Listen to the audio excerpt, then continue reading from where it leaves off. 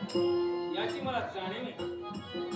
मी तुझा वंदिवाने तुझ्या मनाला वाटेल, बुद्धीला पटेल ते तू करू इच्छितो. राजा सुरेंद्र,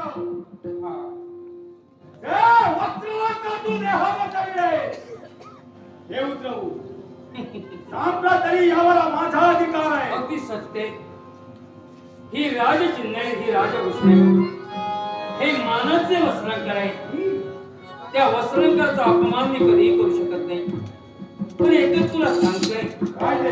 अरे राजा म्हणून माझ्या अंगावर चढलेले वस्त्रांकर आहे. सर्वसामान्य माणसं जर असता असेल तर देहाची सुशोभिता वाढविण्यासाठी म्हणून त्यांच्याही अंगावर वस्त्र असतात. पण या वस्त्राचा काय मोठेपणा भरून गेलाय.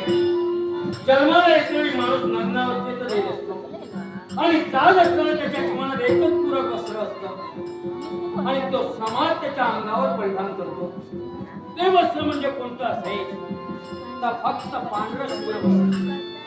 जन्माला येणारी माणूस काही घेऊन येऊ शकत नाही आणि जातेवेळी काही घेऊन जाऊ शकत नाही.